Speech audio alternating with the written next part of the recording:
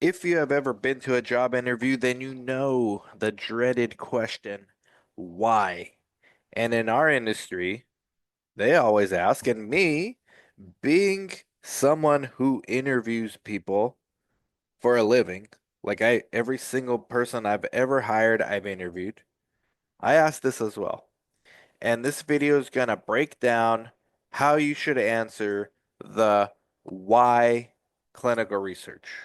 So the question usually comes around to why do you want to get into clinical research?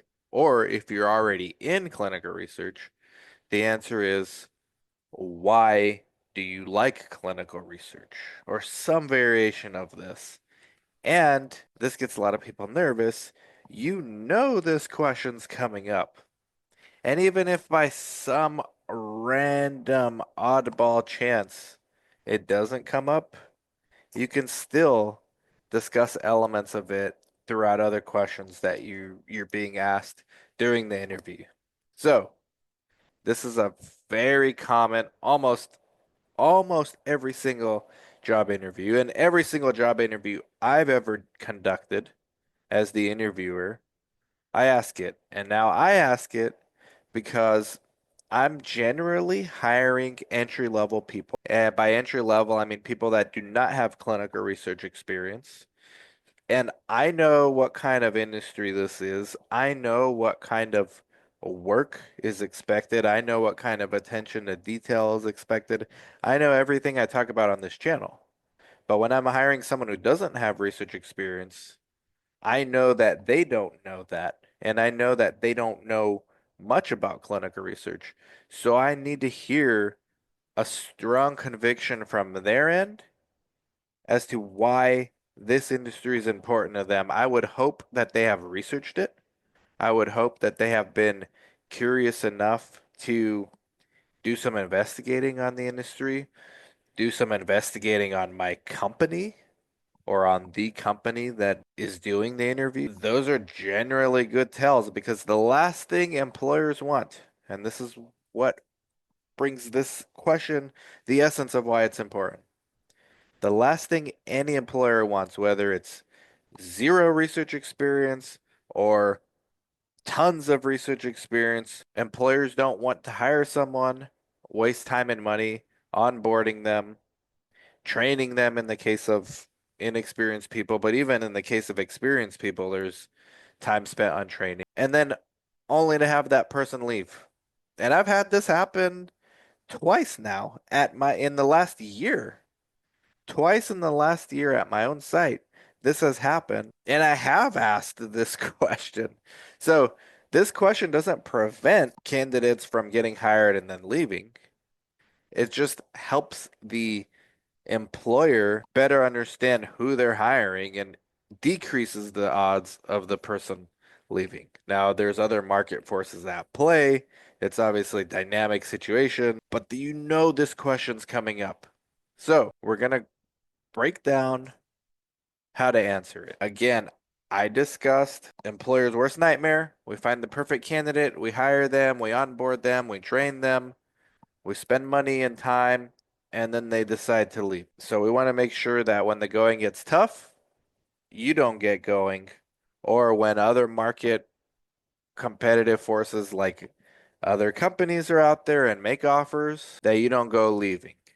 So we want to find something that ties you into the industry, number one, if you don't have experience, and number two, something that hooks you into the company. Then it showcases your passion and knowledge, which is related to what I just said. So interviewers want to gauge your genuine interest. They don't want to hear cliches. They want to hear, like, if you're applying for a clinical research coordinator role, they want to see that you enjoy patient interaction, you enjoy data collection, you understand the difference between working with a sponsor versus working with a patient and working with a clinician. Because if you're a coordinator, you have to be equally comfortable working with patients, clinicians, sponsors. Now, it would be in your best interest if you studied the role that you applied to.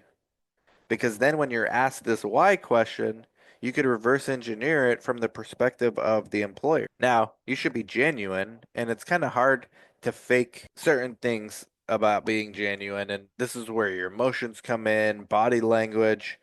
But I suppose if you wanted to fake it, you could.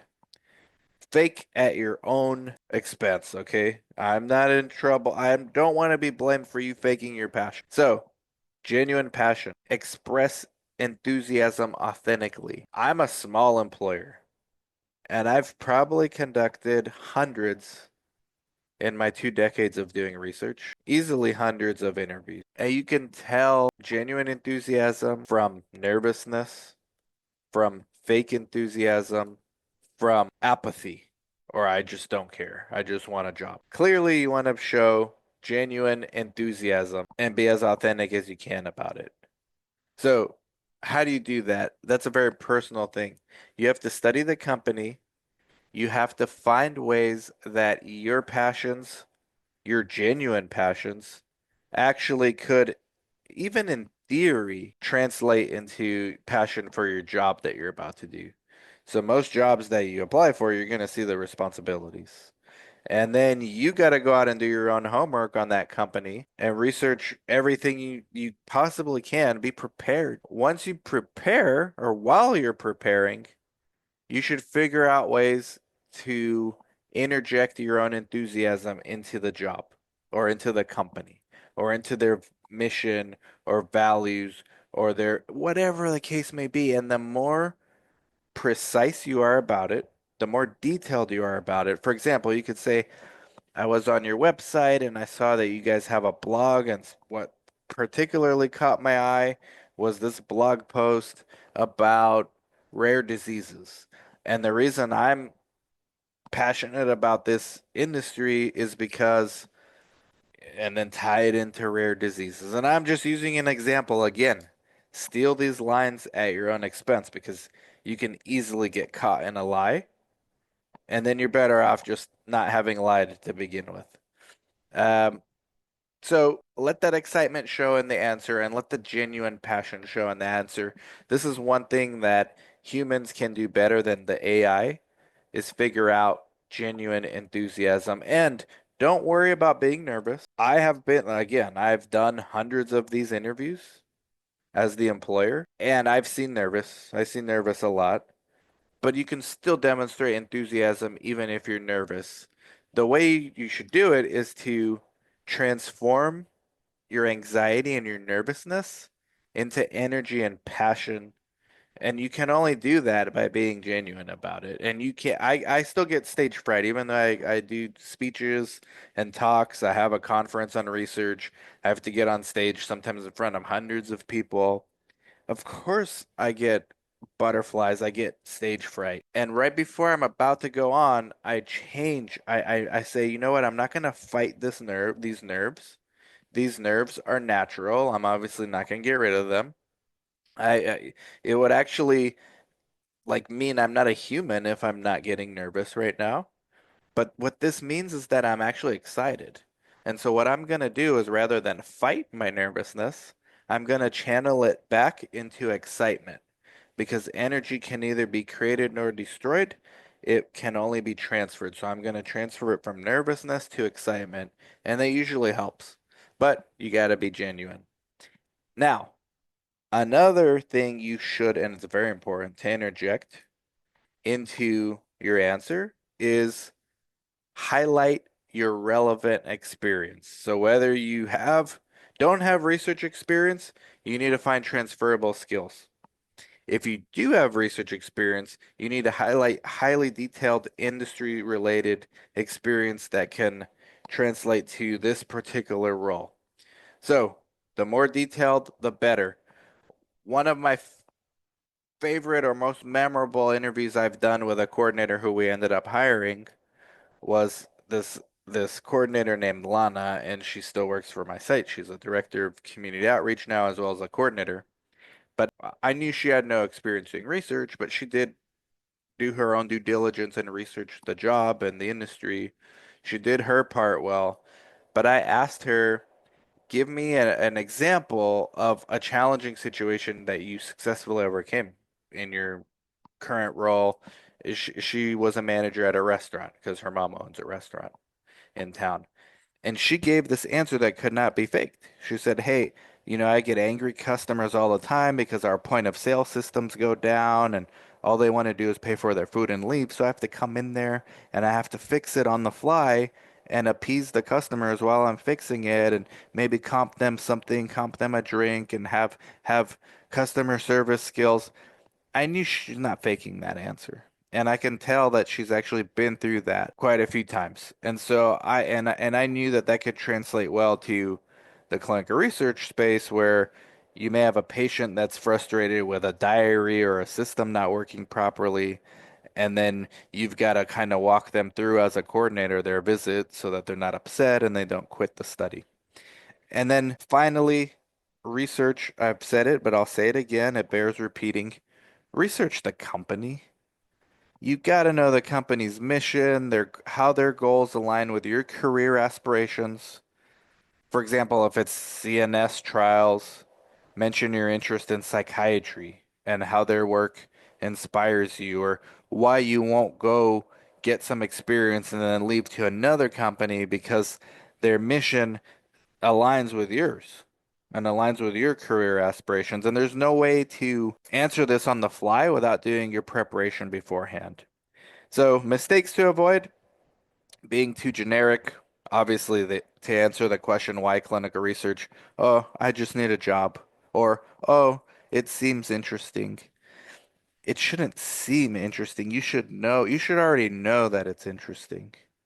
Because seeming to be interesting versus you already know it's interesting are two different things to that employer. And this does not work, and it signals a lack of interest and it signals a lack of preparation.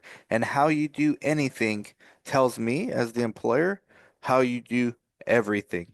So if you didn't research my company and you just showed up and tried to wing it, I know that you're not gonna research a study visit before you do your first study visit, and you're just gonna try to wing it. Now, you can also easily fall victim to word salad, the Kamala Harris type of response where you're saying a lot of words and a lot of fancy words, but you're not really saying anything. And the interviewer is just sitting there like eyes glossed over, like, okay, I don't know what you're saying, but you said a bunch of words.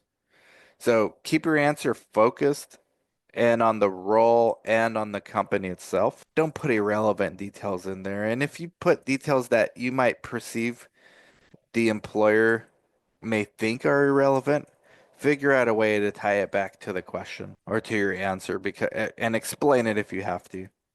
And then neglecting to connect to the role. So avoid answers that don't tie back to the industry or the specific job responsibilities. This is hopefully gives you enough. I think the takeaway message is you gotta prepare. You can't just show up. And if you found this helpful, don't forget, please like, subscribe, comment, share. Put in the comments what you think. Good luck out there. Let me know if I missed anything. Talk to you later. Bye bye.